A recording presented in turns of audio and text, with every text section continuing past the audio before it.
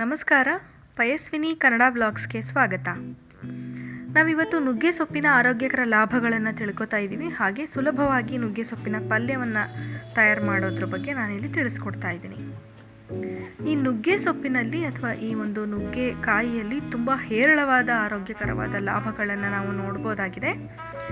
ಕಿತ್ತಳೆ ಹಣ್ಣಿಗಿಂತ 7 ಪಟ್ಟು ಹೆಚ್ಚು ವಿಟಮಿನ್ ಸಿ ಅಂಶವನ್ನು ಒಳಗೊಂಡಿರುತ್ತೆ. ಹಾಗೆ ಪಾಲಕ್ಗಿಂತ 3 ಪಟ್ಟು ಹೆಚ್ಚು ಕಬ್ಬಿಣ ಅಂಶವನ್ನು ಈ ಒಂದು ನುಗ್ಗೆ ಸೊಪ್ಪು ಒಳಗೊಂಡಿರುತ್ತೆ. ಹಾಗೆ ಹಾಲಿಗಿಂತ 4 ಪಟ್ಟು ಹೆಚ್ಚು ಕ್ಯಾಲ್ಶಿಯಂನ ನಾವು ಇಲ್ಲಿ ಪಡ್ಕೋಬೋದು. ನರ ರೋಗಗಳಿಗೆ ಇದು ಪರಿಣಾಮಕಾರಿಯಾಗಿರುತ್ತೆ. ಹಾಗೆ ಮೆದುಳಿನ ಆರೋಗ್ಯಕ್ಕೆ ತುಂಬ ಸಹಕಾರಿಯಾಗಿದೆ. ಅಸ್ತಮಾ ಹಾಗೂ ಶ್ವಾಸಕೋಶಕ್ಕೆ ಸಂಬಂಧಿಸಿದಂತಹ ತೊಂದರೆಗಳನ್ನು ನಾವು ಈ ಒಂದು ನುಗ್ಗೆಯ ಪದಾರ್ಥಗಳನ್ನು ಸೇವಿಸೋದ್ರಿಂದ ನಿವಾರಿಸ್ಕೋಬೋದು. ಜೀವಸತ್ವಗಳು ಮತ್ತು ಖನಿಜಗಳು ತುಂಬ ಸಮೃದ್ಧವಾಗಿರುತ್ತೆ ಈ ಒಂದು ನುಗ್ಗೆ ಸೊಪ್ಪಿನಲ್ಲಿ. ಇದು ಮಧುಮೇಹಿಗಳಿಗೆ ತುಂಬ ಉಪಯುಕ್ತವಾಗಿದೆ. ರಕ್ತದಲ್ಲಿರುವಂತಹ ಸಕ್ಕರೆ ಅಂಶವನ್ನು ನಿಯಂತ್ರಿಸೋದಕ್ಕೆ ಸಹಕಾರಿಯಾಗಿರುತ್ತೆ. ಹಾಗೆ ಕಣ್ಣಿನ ಆರೋಗ್ಯಕ್ಕೂ ಕೂಡ ಇದು ತುಂಬಾ ಸಹಾಯ ಮಾಡುತ್ತೆ. ನಮ್ಮ ದೇಹದಲ್ಲಿರುವಂತಹ ಕೊಲೆಸ್ಟ್ರಾಲ್ನ ಕಡಿಮೆ ಮಾಡುತ್ತೆ.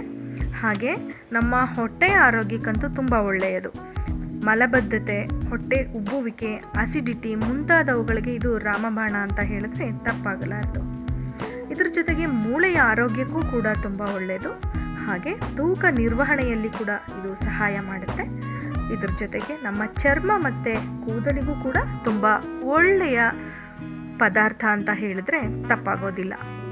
ನಾನು ಈ ದಿನ ನುಗ್ಗೆ ಸೊಪ್ಪಿನ ಪಲ್ಯವನ್ನು ತುಂಬ ಸುಲಭವಾಗಿ ಮಾಡ್ತಾ ಇದ್ದೀನಿ. ನುಗ್ಗೆ ಸೊಪ್ಪಿನ ಪಲ್ಯ ಮಾಡೋದಕ್ಕೆ ಬೇಕಾಗಿರುವಂತಹ ಸಾಮಗ್ರಿಗಳೇನೇನು ಅಂತ ನೋಡೋಣ. ಹೆಸರುಕಾಳು, ನುಗ್ಗೆ ಸೊಪ್ಪು, ಸಾಸಿವೆ, ಈರುಳ್ಳಿ, ಕರಿಬೇವು, ಜೀರಿಗೆ, ಅಡುಗೆ ಎಣ್ಣೆ, ತೆಂಗಿನ ತುರಿ, ಮೆಣಸಿನಕಾಯಿ ಹಾಗೆ ಅರಿಶಿನ. ಈ ಒಂದು ನುಗ್ಗೆ ಸೊಪ್ಪಿನ ಪಲ್ಯವನ್ನು ತಯಾರಿಸುವಂತಹ ವಿಧಾನವನ್ನು ನೋಡೋಣ. ನಾನು ಮೊದಲಿಗೆ ಇಲ್ಲಿ ಹೆಸರುಕಾಳು ಹಾಗೆ ನುಗ್ಗೆ ಸೊಪ್ಪನ್ನು ಬೇಯಿಸಿ ಬಸಿದು ಇಟ್ಕೊಂಡಿದ್ದೀನಿ. ಹಾಗೆ ಒಂದು ಪ್ಯಾನ್ ಇಟ್ಟು ಈಗ ನಾನು 3 ರಿಂದ 4 ಟೇಬಲ್ ಸ್ಪೂನ್ ಎಣ್ಣೆಯನ್ನು ಆ್ಯಡ್ ಮಾಡ್ಕೋತಾ ಇದ್ದೀನಿ. ಎಣ್ಣೆ ಬಿಸಿಯಾದ ನಂತರ ಇದಕ್ಕೆ ಅರ್ಧ ಚಮಚ ಸಾಸಿವೆಯನ್ನು ಹಾಕ್ತಾ ಇದ್ದೀನಿ. ಹಾಗೆ ಸಾಸಿವೆ ಸಿಡಿತಾ ಇದ್ದಂಗೆ ನಾನಿಲ್ಲಿ ಕರಿಬೇವನ್ನು ಆ್ಯಡ್ ಮಾಡ್ತಾ ಇದ್ದೀನಿ. ಇದಾದ ನಂತರ ಕರಿಬೇವು ಸ್ವಲ್ಪ ಸಿಡಿದಾದ ಮೇಲೆ 2 ಮೆಣಸಿನ್ಕಾಯಿನ ಹಾಕಿದ್ದೀನಿ. ಹಾಗೆ ಅರ್ಧ ಚಮಚ ಜೀರಿಗೆನ ನಾನು ಇಲ್ಲಿ ಆ್ಯಡ್ ಮಾಡಿ ಫ್ರೈ ಮಾಡ್ಕೋತಾ ಇದ್ದೀನಿ. ಈಗ 1 ಬೌಲಷ್ಟು ಉದ್ದಕ್ಕೆ ಹೆಚ್ಚಿರೋ ಈರುಳ್ಳಿನ ಹಾಕಿ ಫ್ರೈ ಮಾಡ್ಕೋತಾ ಇದ್ದೀನಿ.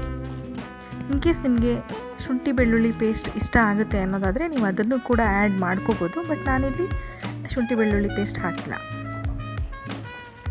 ಈಗ ನಾನು ಸ್ವಲ್ಪ ಅರಿಶಿನ ಆ್ಯಡ್ ಮಾಡಿಕೊಂಡು ಫ್ರೈ ಮಾಡ್ಕೋತೀನಿ.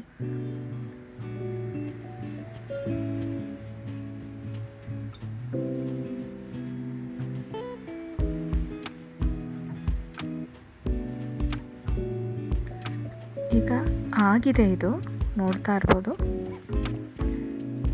ಬಣ್ಣ ಬದಲಾಗಿದೆ, ಈರುಳ್ಳಿ ಬಣ್ಣ. ಈಗ ನಾನು ಬೇಯಿಸಿ ಇಟ್ಕೊಂಡಿದ್ದಂತಹ ಹೆಸರುಕಾಳು ಮತ್ತು ನುಗ್ಗೆ ಸೊಪ್ಪನ್ನು ನಾನು ಈ ಒಗ್ಗರಣೆಗೆ ಸೇರಿಸ್ಕೊತಾ ಇದ್ದೀನಿ. ಸೇರಿಸ್ಕೊಂಡು ಇದನ್ನು ನೀಟಾಗಿ ನಿಧಾನಕ್ಕೆ ಮಿಕ್ಸ್ ಮಾಡ್ಕೋಬೇಕು.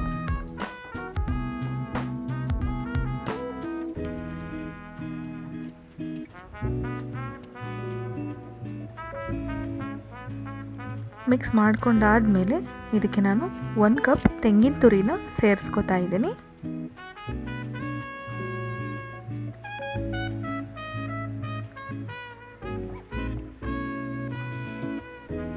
ತೆಂಗಿನ ತುರಿ ಆ್ಯಡ್ ಮಾಡಿಕೊಂಡು ಇದನ್ನು ನಾನು ನೀಟಾಗಿ ಮಿಕ್ಸ್ ಮಾಡ್ಕೋತಿದ್ದೀನಿ.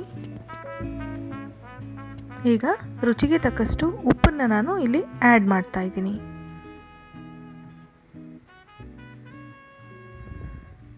ಇದನ್ನು ನೀಟಾಗಿ ಮಿಕ್ಸ್ ಮಾಡಿದ್ರೆ ನುಗ್ಗೆ ಸೊಪ್ಪಿನ ಪಲ್ಯ ರೆಡಿ ಆಗುತ್ತೆ.